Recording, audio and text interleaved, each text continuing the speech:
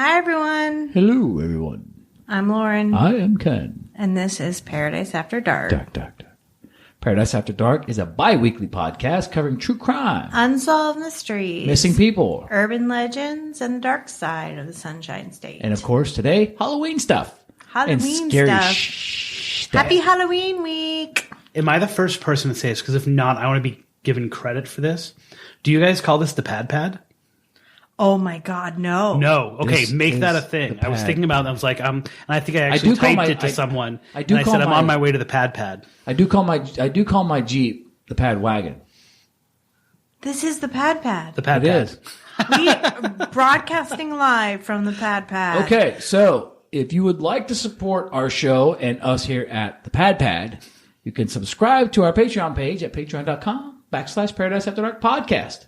On Patreon, you'll have access to bonus episodes, our spin-off show, Vacation Edition, discounts on our merchandise, and much, much more. And you will help support us at the Pad. If you have a question, a Florida case suggestion, or you just like to chat, please email us at paradiseafterdarkpodcast@gmail.com. Okay, and tonight we are talking We are about back with Christopher Part 2. Balzano. We are talking about not necessarily something true crime, but something to sort of step back We're a little telling bit. some ghost stories. Ghost 'cause stories. It's Halloween. And, Now- and there's just something about an episode like this that I just love doing. And we always love having I'm trying Christopher to here. introduce our guest. I know, that's what I'm and you're saying. We always- running your mouth. No, My name's Christopher Balzano, blah, blah, blah. Let's get on. That's what I said. I was just going to do that. I love having Christopher Balzano here. He's written books.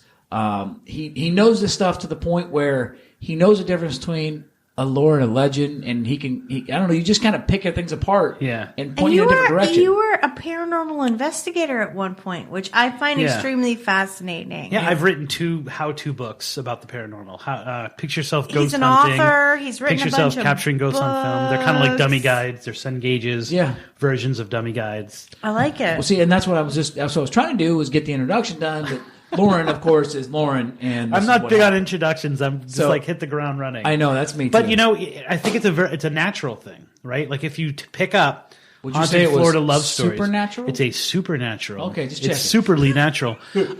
If you look, probably at least half of those stories involve a true crime case. And so, for example, there's this is another Bloody Bucket story.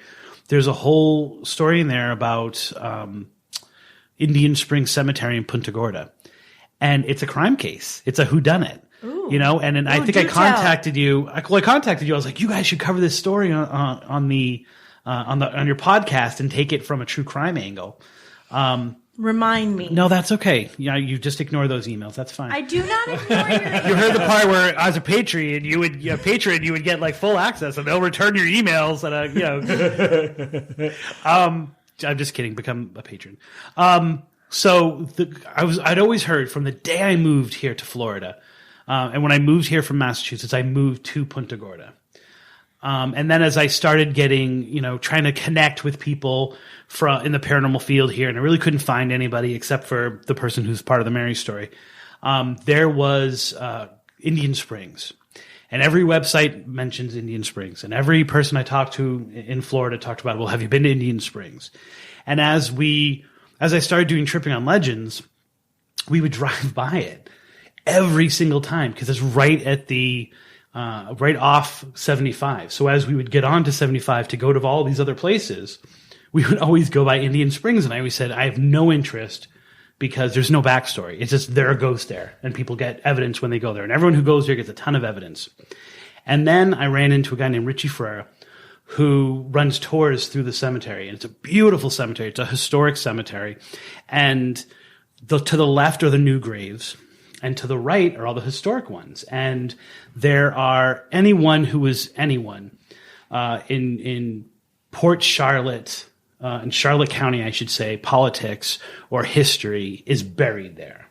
It is just the cemetery where everyone is. So going through the cemetery is like opening up a history book. Okay. And reading about the history. And the interesting thing is in Port Charlotte or Charlotte County, the history and the folklore is the history. Right? So the rumors that were being spread are part of the history just as much as the dates that are in books and all this other stuff. And so there's a screaming woman in the cemetery, as well as this dark figure who is seen walking back and forth in this one particular area. And there are these balls of light, like these ghost lights, that are floating around all the place. And I was like, yeah, okay, I've heard that before. And then I heard the story of Mama Gra. And I was like, okay, I'm in. Because even if it's nothing, the story of Mama Gra and then the story of Marshall Bowman was enough to get me hooked. So this is a true crime story. So this is another bloody bucket. Because Mama Gra and Mac McGraw owned a little sandwich shop, ice cream store, a little bit of general store, this, that, right off the Alkline Railroad. And so people would get off, turpentine was big back then. And then this was the stop. And so they built this little shop. But what Mom McGraw's was really known for was a drink that she called the Bloody Bucket, which was 1 part moonshine, 1 part strawberry flavoring like you would put in like soda. So she would make these huge vats, these buckets of moonshine, and then mix this strawberry soda in with it, the strawberry flavoring in with it. So you could drink it all day long. Right? She would even give it to little to the neighborhood kids to do errands for her. And then they would come back and they would get drunk off this Bloody Bucket stuff, right? Sounds like something I'd have done. So one day the Bloody Bucket gets robbed and Mac McGraw gets killed. And so the person who is found dead at the scene is just naturally, okay, well, it's got to be him. It's got to be this person. Mac McGraw is shot, I believe, 8 times in the back.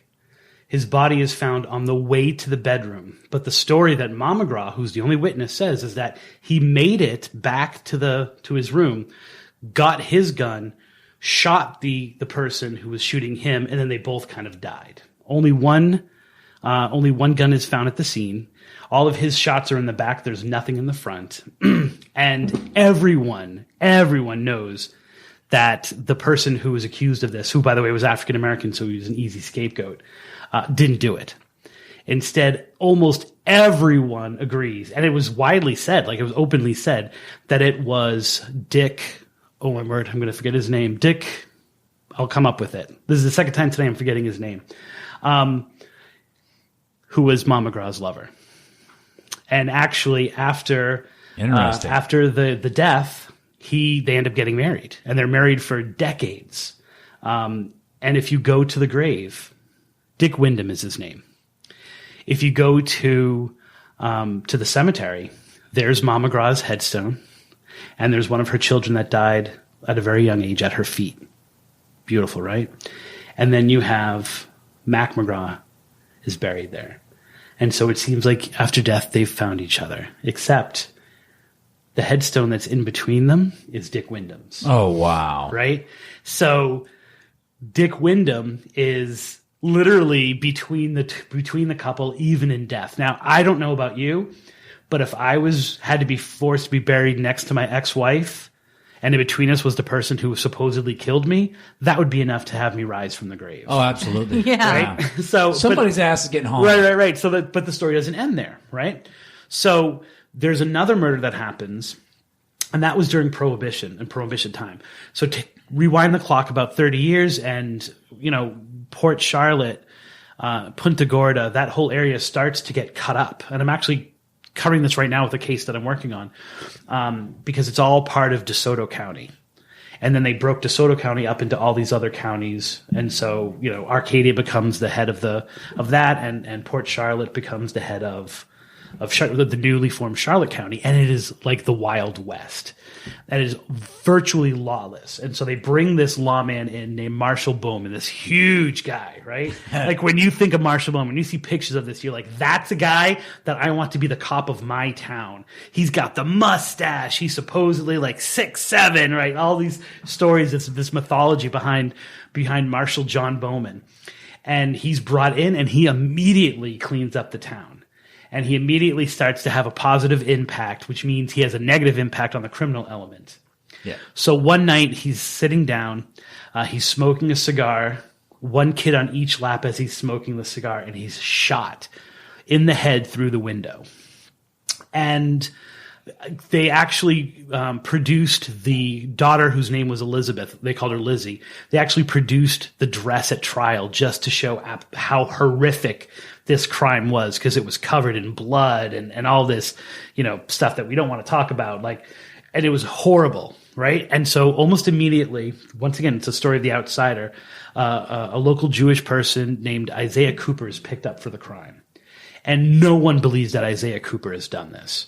I'm going to get these names wrong, so you're going to have to forgive me. You can fact check me if you want in the book as we go. But as he's shot, the shot rings out. People are scattering. They see Isaiah Cooper running blocks and blocks away where he couldn't have done it.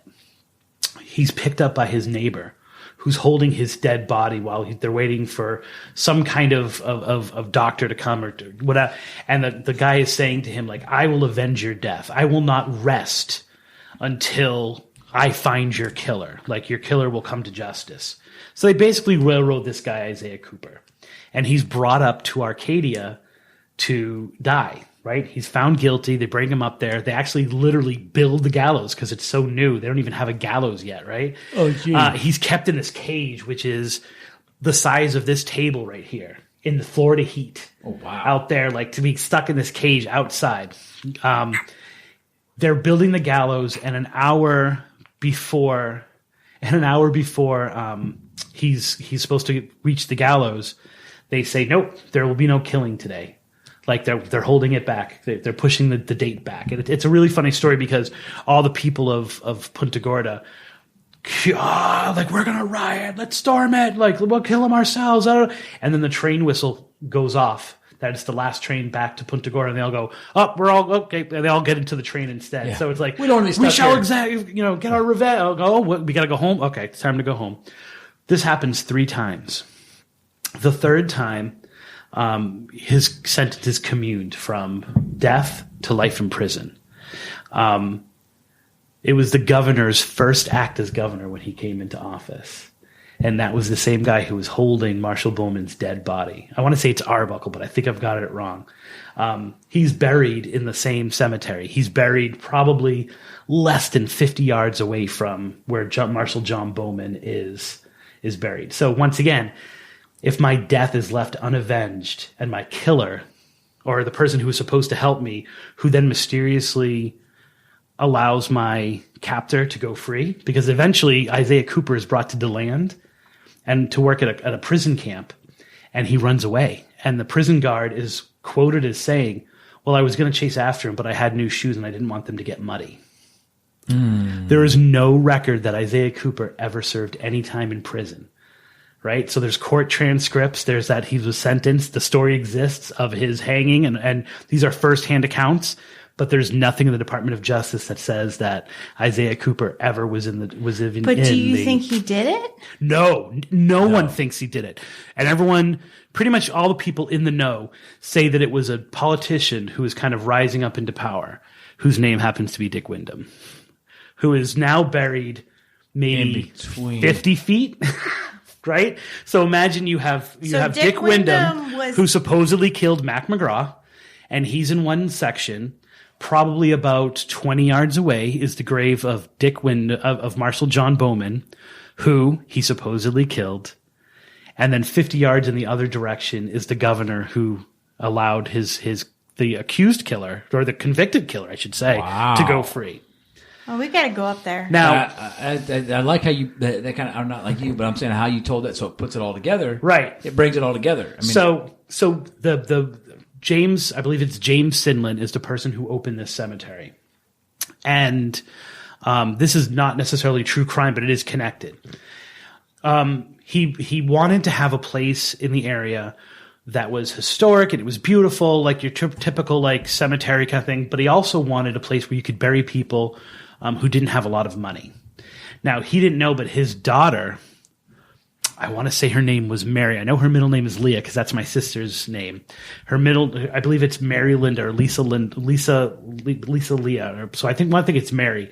She dies on their porch because one day she is ironing her dress, and it was the old one where that used gasoline, and her dress caught fire. And so she started running down the street screaming. and then died of these burns, right? That house, the Sandlin house, is probably the most famously haunted place in Southwest Florida. Like, Wait, it's just what's known it as called? haunting. Say it the again. Sandlin house. Sandlin House, and that's located in Punta Gorda. Punta Gorda. Okay. And so, so a lot of people feel, because she's buried in this cemetery, right in kind of the thick of these things going on, she's buried there. And so some people feel that the screaming woman might actually be Sandlin, who had to bury, he had to bury his daughter, that it's actually his daughter who's doing the screaming. When you go there, one of the saddest things, and I said that I work with my kids oftentimes, and I use this to teach history and even grave symbolism, and like, what does this grave mean? What does this tell you about the person? We went to go, the second time I went to Indian Springs, I went with my daughter to just get some pictures by daylight, right? Because you can't use night pictures in the book. And I just she wanted to go to a haunted cemetery and all that kind of stuff. So I brought her there because it was safe. And what she noticed, without me even telling her, is just how alone John Bowman is. So here's a man who gave his life for the county, and by all intents and purposes, like, was successful. He cleaned that place up, right? His family had to move back to Wauchula. By the way, Wauchula, the town where the other Bloody Bucket story comes from. Mm-hmm. They had to move to Wauchula. He is buried alone, right? It's so sad when you go there, because there's his grave and then nothing else. And then almost like the next grave that you come across are the people who are accused of his murder, right? It's really this kind of sad thing when you go there, and you can feel there's a difference. I'm talking about maybe going there tomorrow. I'll take you guys. I'll take you guys, and I'll take you to all the different places I'm talking about if you want. But so when we went there the first time, we decided to legend trip it. And so one of the things we did when we legend tripped it was we went to the house, which is now the old courthouse. It wasn't a courthouse then, so it went from being his house to the courthouse to now they call it literally the old courthouse. And we smoked cigars because he was known for smoking cigars. That's how he died. And we kind of were like, okay, if you want to talk to us tonight, like, we're cigar smokers too, And the other thing we did was we went to the location of where the Bloody Bucket was, and we drank. I don't drink, but she drank strawberry flavored like sangria. And then this other thing, which was like this weird strawberry daiquiri soda thing. It was absolutely disgusting. So she was honorable to have done it, right? So we went there with Richie, and he was doing all this investigative stuff. He had a ghost box. We were getting Dick all the time. We were getting the name Dick on the box whenever we would ask. And then we got a female voice that kept asking Natalie to drink. I mean, when you're working on a ghost box, it's supposed to be picking up transmissions from all over the place. It's weird to have the same word consistently said in response to something. Well, we had a ghost box here that actually legit said my name and my daughter's name. When asked, who owns this house? Lauren. Mm-hmm. Yeah. Whoa. Holy. Yeah. And so she went back to the car. She got the rest of the alcohol and drank it at the grave site, and spilling a little bit on the grave, like as an offering kind of thing. So a little up for the homies. And then they were like, okay, the investigation's over. And we're like, well, what are you talking about? Don't you see the shadow over there? Like, the dark man that they talk about is over there. Like, we want to go see it. And he was like, oh, we've got to get going. No. So we're like, well, you know what? We're not investigators anyway. We're going back over there.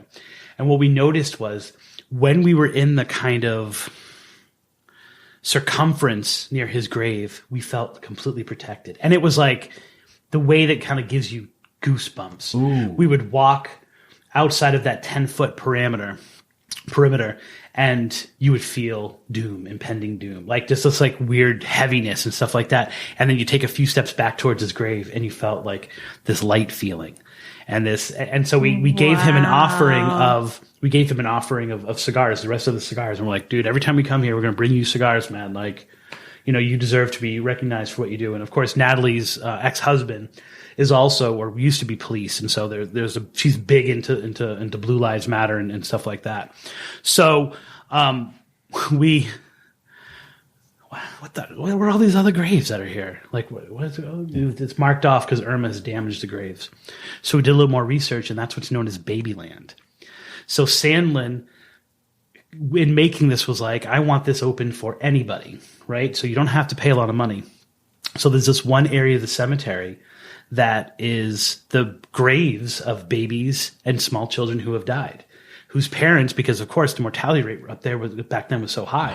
Yeah. You would maybe have 3 kids that died, and you couldn't. The average person can't afford 3 funerals, and so these are all these graves, and they're somewhat forgotten, right? They're overgrown, and it's just a graveyard of little kids, and that's the area where this dark figure walks, and it's right near Marshall Bowman's grave, and so you get the feeling that because he lost his family, there's no one else for him to protect, that he walks that cemetery, that part of the cemetery, to protect those little kids in the afterlife. Wow. See, that kind of stuff spooks me out. See, that kind of makes me want to cry right now. Yeah, I mean, and you want to get scared and you want to get spooked, and people are always like, well, where's the scary story? Like, you were even asking me, tell me a scary story. And it's like, so many of these stories are scary in a goosebump kind of way, but not in a, and then the killer came out of the dark. It doesn't have that feel to it. They've got this more of an eerie. Yeah, there's stuff beyond us, and you can feel it because I've now been there during the day. You get a totally different feeling right next to his grave than you do in any other part of that cemetery. And it's really kind of this hopeful thing for me, because it's like, wow, he's protecting them. There. He's protecting them, and he's doing his job. And it doesn't matter that his killer is over there and then the man who let him go is over there. So I always thought that it would be a really good deep dive for you guys to go into the case of Isaiah Cooper and cover it from a true crime perspective, because that is a murder that happened. You know what I'm saying? Like, there's documentation of that murder happening in the case of John Bowman and all that kind of stuff. So, and like I said, so many of these cases are crime related, or there's a crime attached to it. Okay, so now in part 1, the last episode, we talked about Mary in the dorm. Yeah. And then we kind of took a break, but there's one we started getting into something. I wanted to save it to get your. I wanted you to tell the story of Mary on air. Yeah. Of a dorm in Tallahassee now, because Lauren's fear of Tallahassee is real. Yeah. And we've been there. We stopped because Lauren has this fascination with wanting to travel around and go to odd places. Like, can I kind of explain my House. Fear of Tallahassee real quick? Yes. But I do want you to tell, because you were getting ready to tell us something about Tallahassee, and I want to hear it, but I want everybody else to hear it too. Okay. So I am very empathetic, and I don't even really know exactly what that means. I've just been told that.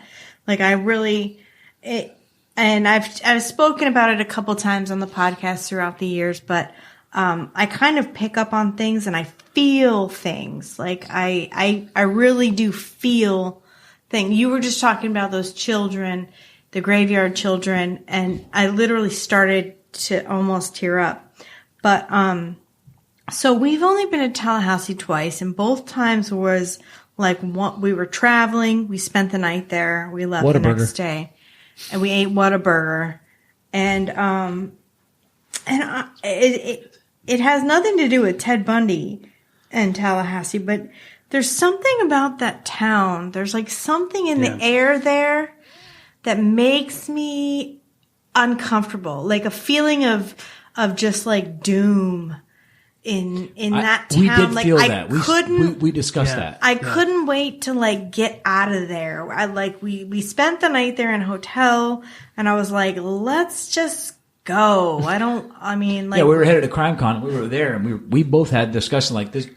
Even when we went to Whataburger, you walked in. As you get out, you walk. It just has like this a heavy just feeling. The air, yeah, exactly. It's a heavy feeling. It's a good way to put it. And I don't know why. I mean, it is a nice town. I mean, there's nothing. It's not like it's just crime. An old town. Yeah. I mean, it's an older town. But there's something about Tallahassee that doesn't sit right with me. Yeah, I think that the Ocala Woods is similar to that, right? Yeah. Now, one of the weird things about Florida is that, now, like I said, I'm from Massachusetts, right? Mm-hmm. So you have a place like Taunton, right? So Taunton that we were talking about, Taunton was originally a mental health care facility, or as they said, it was the House of the Insane, is I think what its original name was. I think I saw like a documentary about that. And and then it became a tuberculosis hospital. And then it became this. And then it became the jail that I was talking about. And then it became administrative offices. Everything is recycled. You don't find in New England, for example, ghost towns, right? You don't find them. People just reuse it, or they tear it down and they build something else. One of the things that I found in Florida, I don't think it's necessarily unique, because there's probably other places that have it, is that towns just go away, right? And maybe they're inhabited again. So Florida is one of the like, near the lake that I can't pronounce. Istopoga. Yeah, that one. That's an example of a town that failed. And they just kind of went, oh, well, and they went on. And you find them in the Panhandle, and you find them in Central Florida, not Central Florida as in across like Orlando, Central Florida, but down the middle of the state. These towns that are just railroad towns, and they're turpentine towns, and they're natural resource towns, and they fail for one reason or another. And people sometimes literally pack up their physical house and go to another place in Florida. Yeah. And so stories die because the people who are there that experienced them go somewhere else. And maybe they take a little bit of the mythos of something that happened with them. And so there's some cross-pollination, which you have in Tallahassee, because it's kind of like the crossroads of Florida, right? Because it's the gateway from the Panhandle to Florida proper. Is that Tallahassee isn't like that. Tallahassee is recycled, right? And so it's one of the real places in Florida where the board has been wiped clean and stuff have been built on it, and then wiped clean and then stuff has been built on it. And so it makes sense to me. Now, I've never been there, right? We were actually going to go there 2 summers ago, and then we ended up not being able to do that because there were a few different things I wanted to visit, one of which was the campus of Florida State, and the other one is the Bellamy Bridge, which is right near there. And it's one of those true places in Florida that has failed and then been brought back up, and then failed and brought back up, and has been able to have a cycle of weird things happen. And so it is, like you said, historic. So Florida is all historic, right? St. Augustine, is there anything more historic in St. Augustine, America? No, it's the first city, right? But Tallahassee is different because it suffered tragedy, gone down and come back up and have stuff built on it. Arcadia is another place that's like that, which is why Arcadia is one of the weirdest places. Well, yeah, because when something like that happens, a lot of the energy stays there. Exactly. It's still there. Just because the walls are new doesn't mean the energy changes. Right. It's there. So that makes sense. And because people remain there, it keeps that stories about what happened before are allowed to remain. Exactly. It keeps it alive. But I do agree that there are definitely places where that energy sucks you up. But then there's also something about Tallahassee that I can't seem to get away from. Yeah. And here's the thing. There's a specific case that I have been sort of obsessed with, the Sims family murders. And our listeners know that I'm obsessed with that. That's not a secret. That happened in Tallahassee. One case that I dove into for, I want to say 6 whole weeks. I was just literally like tunnel vision, and I just couldn't get out of it, was the case of, oh my gosh. You know something about Sims? Mike Williams. Yes. Oh, Mike Williams. Yes. That's a horrible story. It was a horrible story, but we ended up doing 4 parts because I just dove into that, and there was so much to it. And that was in Tallahassee, and it's like the cases that, you know, we do true crime cases.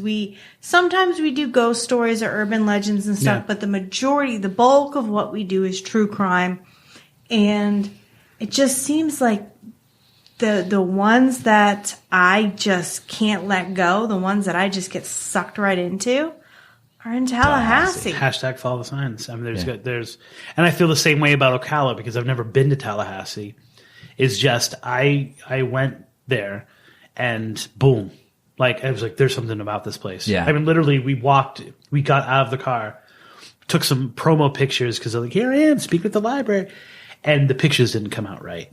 And there was an echo between us, and I was like, something screwy is going on here. And we went to that, and every single person had story after story after story. And then I posted a little bit about, and every time I visited those towns and visited the towns that surround the Ocala National Forest, more stories. And then I just posted in a Florida website, like a Florida Facebook group, not a ghost book, not a ghost group, anything like that. Just, hey, I'm working on a book. Literally, probably 500 responses of people telling me their stories or telling me I've got to look into this part of it or that part of it. I think there are places like that. So I always say, why do we choose where a cemetery is or where we lay a church down, right? So you have to feel as if there is a compulsion, right? Why this place and not this place? Why did we make the church here? And people have ideas like ley lines or, why did we put the church there? Why did it go there? Why is the cemetery there or the graveyard, depending on what's there? Why do we make certain towns state capitals? Because there's some kind of something feel to it, there's right? And Tallahassee is a crossroads, right? Because it kind of connects the Panhandle to the rest of the floor. Why is that the state capital? And if you go into it, I don't believe it's just because it's the capital, so we focus on it more. If you go across the United States, oftentimes the most haunted place or the place with the weirdest stories is the capital. And people get that kind of energy. But then the other part of it's also true. Take a place like Boston, Washington, D.C., whatever the capital might be. I don't know my state capitals very well. Those cities are maybe built to dispel that energy too. So you have that theory as well out there that like a place like Boston explodes the bad feelings that are there. And so it's the towns surrounding it that are getting it, And so Tallahassee could be a failed project. It could be that kind of like, this is our state capital. There's something off about this. Because the same is also true even for local ones. Like I said, Arcadia is the seat of that county. And you find places like that, that there's definitely something off about Tallahassee. I say we take a road trip to Tallahassee. And it's not even the Bundy thing. It's I don't know. So the only people talking about Bundy are true crime people. Yeah. One of the things that I note from the very beginning of doing this is there are several places that have to be haunted. Libraries have to be haunted. Theaters. I just this week did an episode on called "Why Are All the Theaters Haunted?" Schools have to be haunted, right? So when I was teaching, we were teaching in an old school, but it was new school. It was like we resurrected the school in an old school building. And the English teacher and I said, we have to have a ghost story, right? Schools need to be haunted. They need to have a ghost attached to them. Let's help unify these kids by making up a ghost story. And so we made up this story about Maria, who had immigrated from the Dominican, like most of our all of our student population was. And she went to, because there's a convent attached to it, it's a Catholic school. And all the nuns went away, but she would always go there to be with them because she hated her house, blah, blah, blah. And they went away on a retreat and she had kind of the whole place to herself. And she slipped because there was a storm. She went outside to watch the storm. She slipped and her long hair got caught and she just screamed and screamed and screamed and no one ever came to help her. And now she haunts the school. And we told this story. We were just like throwing it out there and like being like, da, da, da, da, da. And, I was actually, it was a very progressive order of nuns because they're like, why don't you teach a paranormal class as like an elective?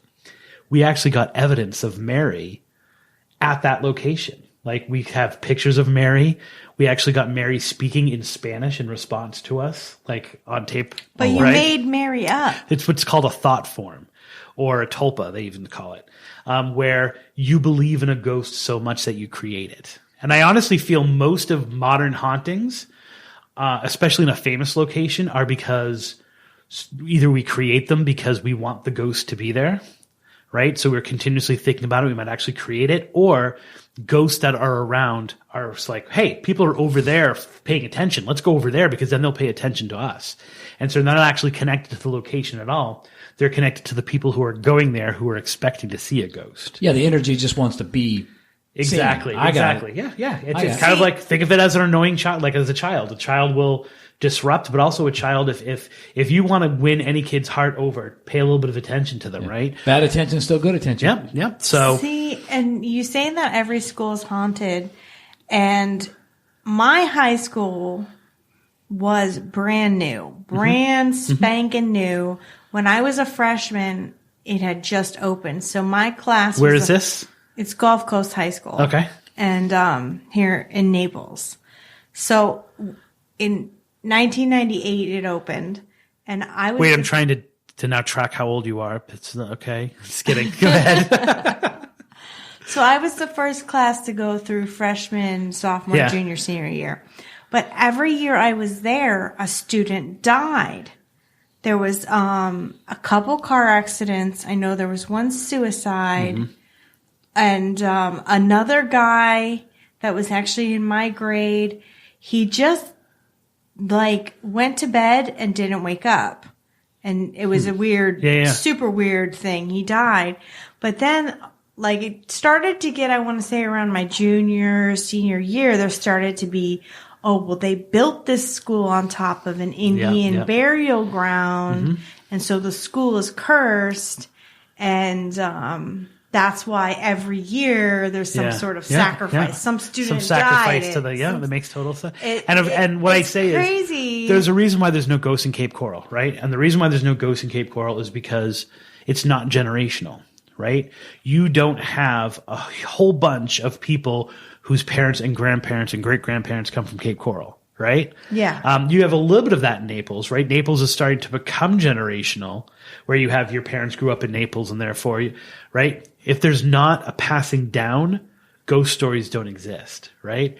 And so as soon as you have a senior class that can pass it on to freshmen, the stories start to come out, right? So it's the same kind of thing in a small way. And so what you have is that storyteller aspect of things. And probably weird things were happening. How else can you explain all that bad stuff? Now, statistically, if you have a high school that has 500, 600 kids. Oh, we had 3,000. 3,000 people, statistically, how many of those people are going to make it all 4 years of the life, right? In other words, it's a tragedy to you because you might have known that person or something like that. But statistically, kids are going to die, especially when you have 3,000. Yeah. But who wants to accept that? Huge school. Because it could be you. It could be your daughter. It could be your grandkid someday. No, we don't want to accept that. So instead we have to make up a legend or something to cope with that. And that legend becomes something we already know. And what is the most classic thing?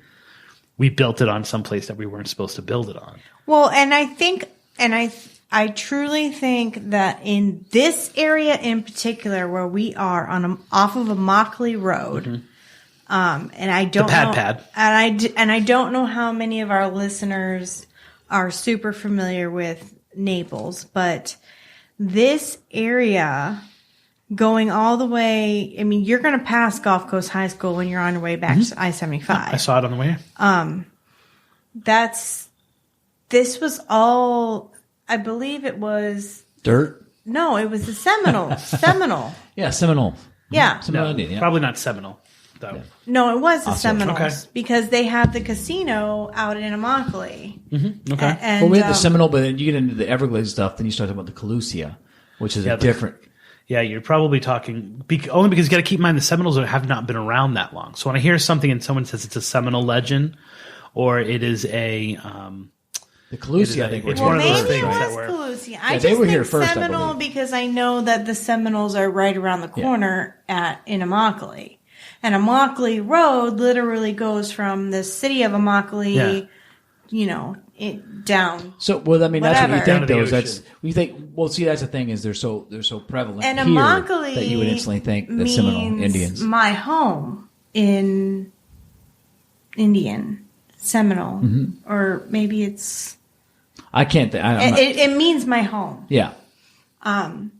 So anyway, it wasn't that hard to imagine that at some point, many, many, many years ago, that area could have been an Indian area. Sure. And see, that's an easy one too, and you'd probably agree because we were talking about poltergeist. It was all inhabited. I mean, this place was all inhabited by Native Americans at some point. Yeah. So it technically, when you think of it, I mean, and of course, when I think Indian burial ground, that to me makes me spooked anyway. Yeah. Yeah. I mean, and so, okay, which thread do you want me to pull here? If you think about it, there is no place that was ever uninhabited.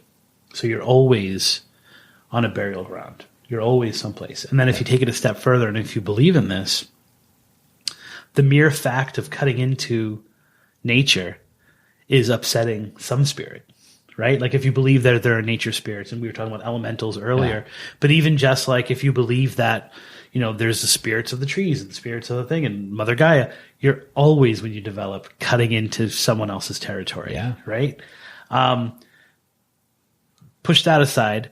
And then So, like I said, I'm working on a book about Ocala. And so in Ocala, you have Fort King. And Fort King, I was drawn to it because it has a great story. Would have been a great story for this. I could do Haunted Love Part 2 already with the number of stories that I've collected since I wrote this book. It has like a great, it was a Seminole woman and a man, and they fell in love, and he was a soldier, and he went out on a raid during the Second Seminole War, and he was killed.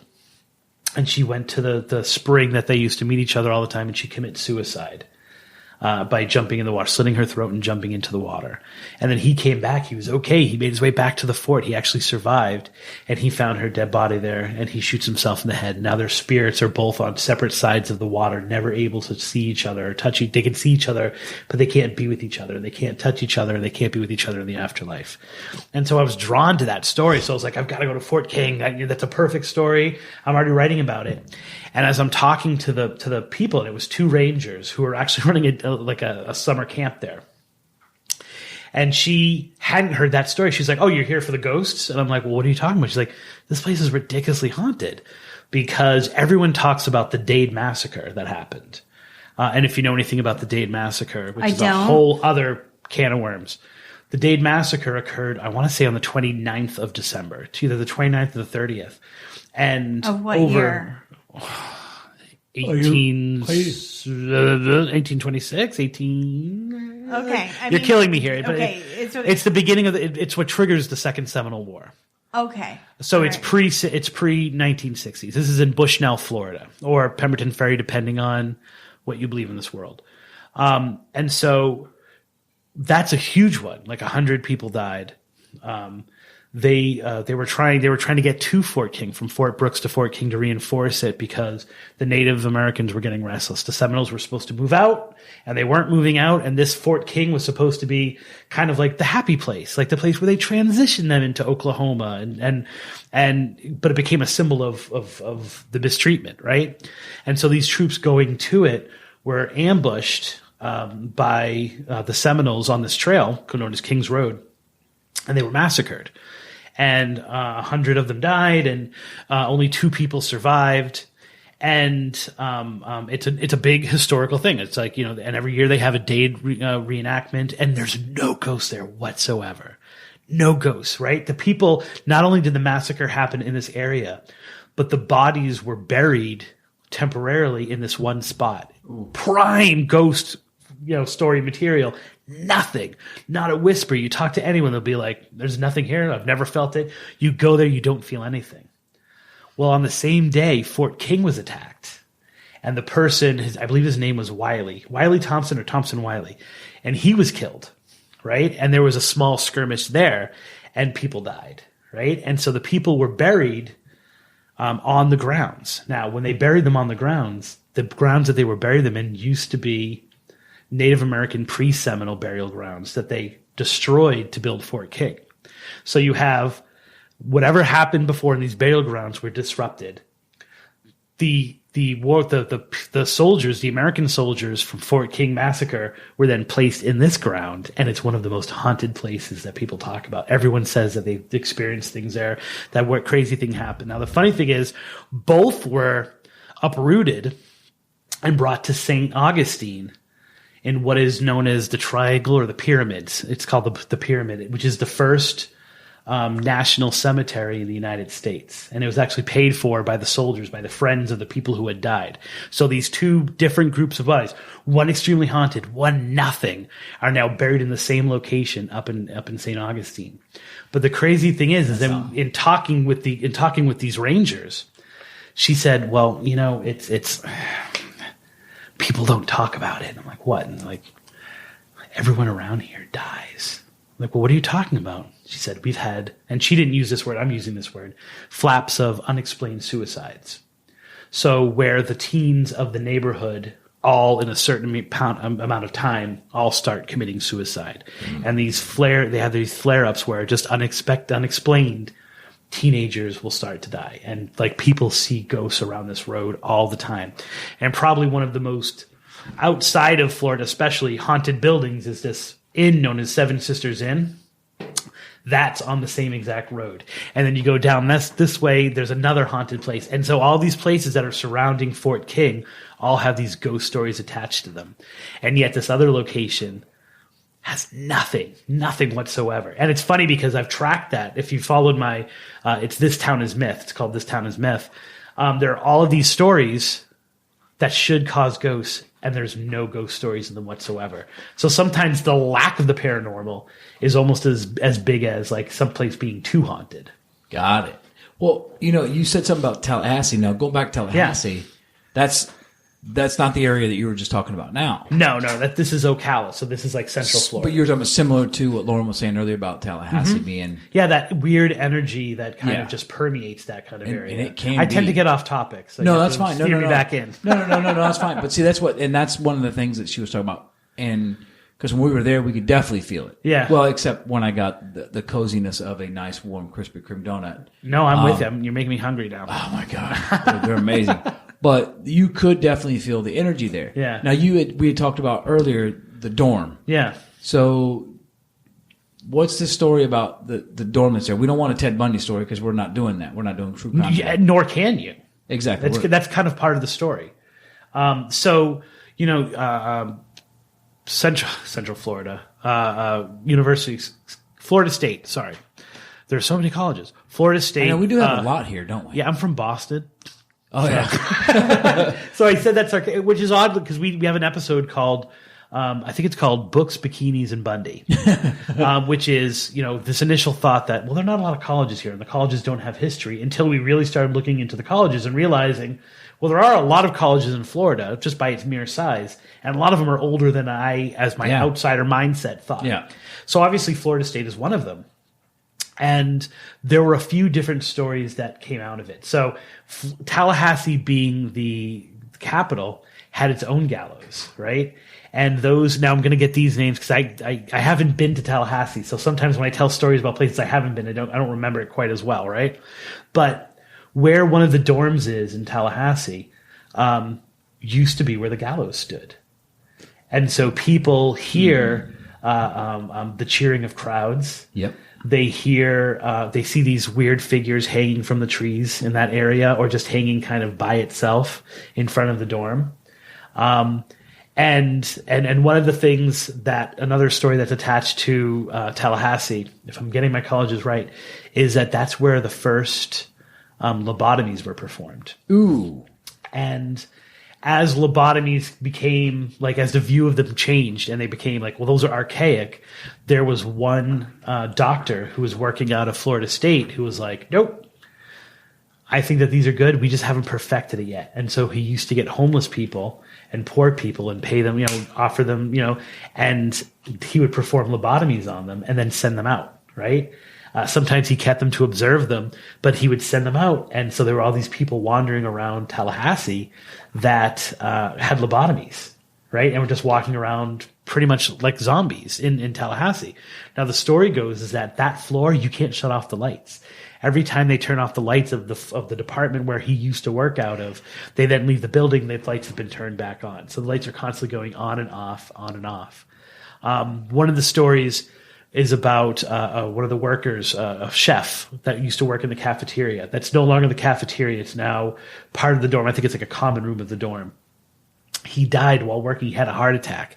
And he was one of those cooks and one of those people that run the cafeteria, run the kitchen, who was very loud and boisterous, and everyone knew him. I can't remember his name right now, but everyone knew him.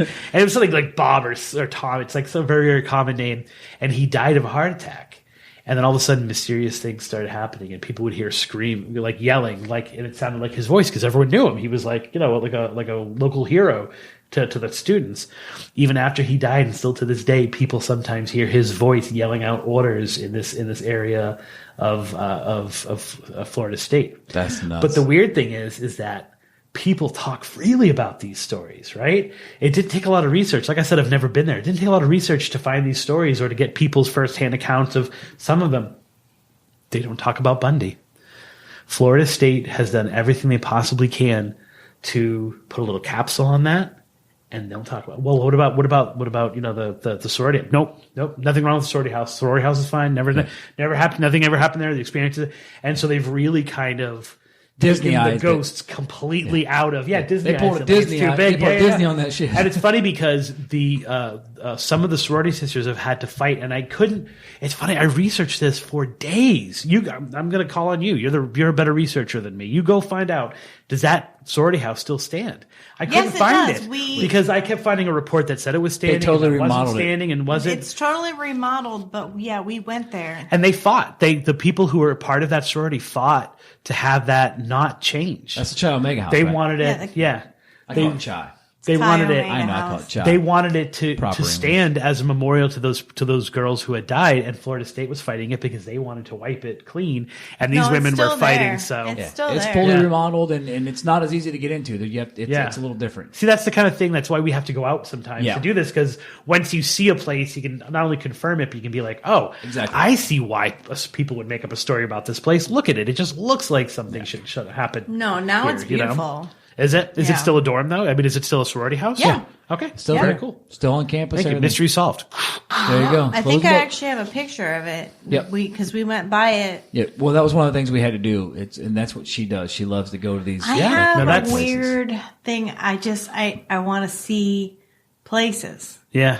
And So when she has like kind of like you, like, hey, let's go there and check that out. She does the same thing with. I'm not going to get in on the places, but every time we go somewhere, she's like, oh, I heard this story. Yeah. Let's just drive by here. I want to look at it. Yeah. And it's Yeah. almost like, And all of a sudden, Florida becomes a map of, for your case, true crime. Yeah. For me, it's so funny because sometimes I drive down 75. Last October, I did 17 events in October. I was all over the state speaking at libraries and stuff like that. And I would often have to be on 75. And I would be in 75 is like a trail of legends for me. It's like, oh, yep, there's Bloody Bucket and there's the mini lights and over there is where we have this and it becomes like that for me, you know? yeah. So that's why you should make a map. You know what I'm saying? Like totally make a I should make Yeah, a map. not a Stephen King map. Jesus I Christ. do have a Stephen King you really? map, yes. It's ridiculous. The Yeah. Stephen King map. How all his books are connected. yeah, Characters. oh yeah. It's unbelievable. All you gotta do is read the Dark Tower. I have never read the Dark Tower. Oh, series. you need to read the Dark Tower. I'm not. I have That connects it all because that tells you why they're all connected. I do. Look, she's looking bad at me like, don't say anything. I know it And does. Stephen King is a character. I'm not ready for that yet. Okay. Do it on audiobook. I did it on audiobook. Now, we talked earlier and you asked about the Istapoga. Yeah. Because a lot of, like I said, everybody always calls it Iskapoga, Iska, and then different stuff. Nobody pronounces it. But it's Istapoga or Istokpoga is how, if you would spell it out, but Istapoga. Yeah. Now, there's the story that's Istapoga. in there is actually, it's almost like a heartwarming story. That to me is like a love story. Really? Am I thinking that's the Arbuckle Creek? Yeah. That's heartwarming to you? I'm not going to say it's heartwarming, but I'm saying it's Typical male. Welcome to my world. there's something about that. That's story. one of the stories that draws me back. Exactly. That's Yeah. one. That's a story that I'm not going to say it doesn't involve children. It's not like a murder. I guess it is kind of murderous. Am I Yeah. thinking of the right story here? It definitely is a murder. And it definitely involves kids somewhat. So it's the story of Florida. So Okay. you're not. It's funny. I had a friend of mine say, I'm thinking "Hey, of- you made a mistake in your book. Like, there's one chapter where you left the F off Florida." I'm like, "No, Yeah. that's the name That's of the town. what- It's Florida, Okay. You know Florida." Florida, Florida. All right. It's a different one then, but I do want to hear about that Yeah. one. That's the Arbuckle Creek. Yeah, which is on the Istapoga. Istapoga. Yeah, which means place where people died. So it's seminal for place where people died. So if you're going to build a town, don't build it on the place where people died. Like that's Yeah. probably good advice. But it's a great example of those ghost towns we were talking about, of a place that explodes somewhat, right? The population has a little bit of a boom because of access to the river. Yeah. Is it a lake or a river? It's a river, lake. right? It's a lake. There's creeks that come off of the lake, And then It's- Arbuckle Creek comes off I want to say of it's that. the second or third largest lake in the state of Is Florida. it really? Yeah. Okay. So, and then Arbuckle Creek, which is the setting of our story, Yeah. comes off of it, and Florida was built there. And its original name was actually Istapoga, except for there was another town that was named that, and the mail kept getting lost. And so they decided we need to come up with a different town name, and it was originally going to be Cooper. So after that, it was going to be Cooper, and so it instead became Lorida because the post mistress liked that name. Apparently. No reason why that happens. The town fails. They said, F it, get rid of it, call it Florida. So the town fails because it's a typical railroad town. Like once you change the station because somewhere else becomes popular and builds up, the other station closes. That's oftentimes the people's business, right? And so, excuse me, the town just failed, right? The town started to decline. And then, that rolls, right? So once the town starts to decline, then all of a sudden, the other businesses that support that go away, and which means it goes down even further and it cycles. Yeah. And then World War II comes around, and half the people that live there go off to fight the war, right? And so a high percentage of those people died in World War II, and a higher percentage of those people experienced something outside of Florida, and went, I'm never going back there. What are you, crazy? Yeah, I've right. experienced the world now. I'm not Yeah. going back to this town. So again, that leads to, so the town fails, and the town's now a ghost town. But as it's going through this cycle of failing, they have to find a reason for that, right? There's got to be a reason. It can't just be, it's the classic, we have to blame the outsider. There has to be a reason why this is going on. And about that time, people started to see the ghost of a woman on the bridge, right? And so here's where things get murky, but the story is that people driving across Arbuckle Creek on Arbuckle Creek Bridge were seeing this woman, this older woman on the bridge. Sometimes they would drive through her and they would stop and they'd be like, oh, we didn't hit anyone. There's no one here. Classic hitchhiker legend kind of stuff. Sometimes they would be driving across the bridge and she would appear in the back seat. And so the story became that there was a man who fell in love or wanted to fall in love. And so he commissioned this woman who was the town witch, right? Now, no one ever uses the word witch. She was just an old woman who came up with herbal remedies, right? And people would go to her all the time. This is a classic thing that happens everywhere in the United States and in Europe too. And so he commissioned her to make him a love potion so that he could fall in love, right? And so he goes to the bridge, gets the love potion, goes to pay her, and she goes, no. The fee is I want your firstborn child. Okay. Yeah. Right? And he's like, absolutely not. There's a scuffle. He throws her off of the bridge, and she impales on a tree that's in the water. Right? And he wades out to where she is. He weighs the body down, and he's like, I can get out of Florida before anyone even knows what's happened. And so he takes off. Pops up. Right, exactly. Chain link fence. The next day she's already at the surface, which already was kind of creepy, right? Witches float. So the town sees her and they bury her very hastily. Almost immediately, they start seeing the woman on the bridge, and the town is failing. So it has to be because we've gone to this witch. She's now been killed. It's her. She's cursed our town. Cursed the town. What we have to do is dig her up, bury her someplace else, and everything will be fine. So they dig her up, they go to another county, another town, and they bury her there. They're still seeing the woman on the bridge.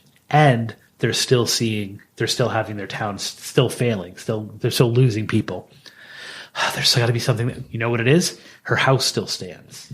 Now, I was actually recently, by other people, they were able to show me that this, what I'm about to say, really happened in terms of the people in the town burned where she lived. Whoa. Right? So they actually go to her house, go to this structure, and they burn it down.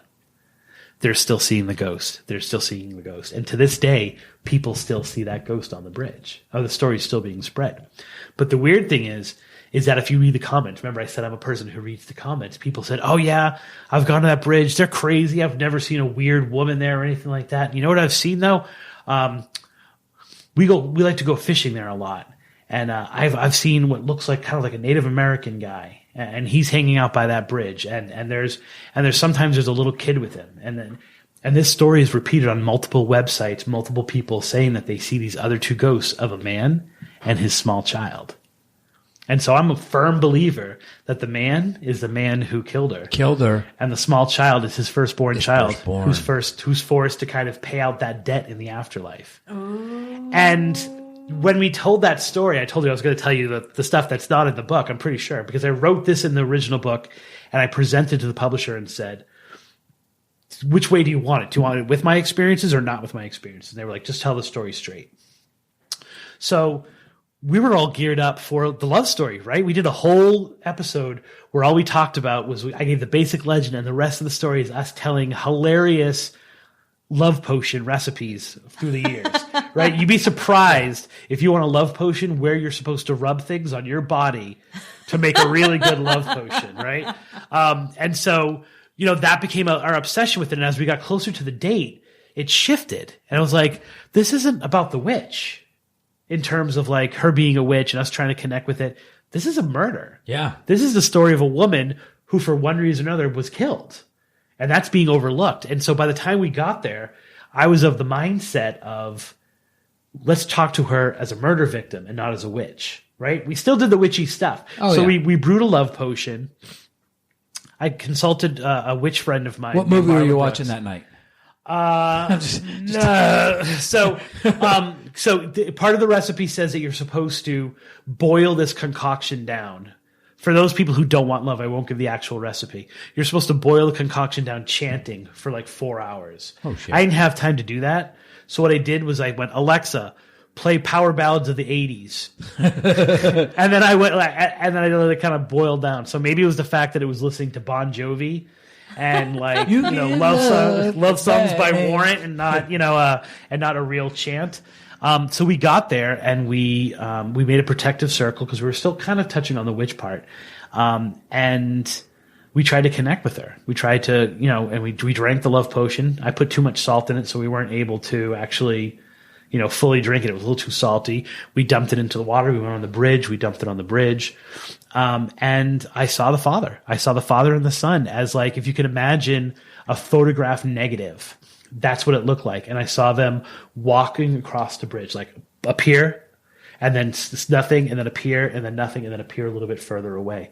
And we tried to do everything. We're flashing lights in my eyes to see if like I could get like that kind of thing. Maybe it was like some kind of trail in my eyes.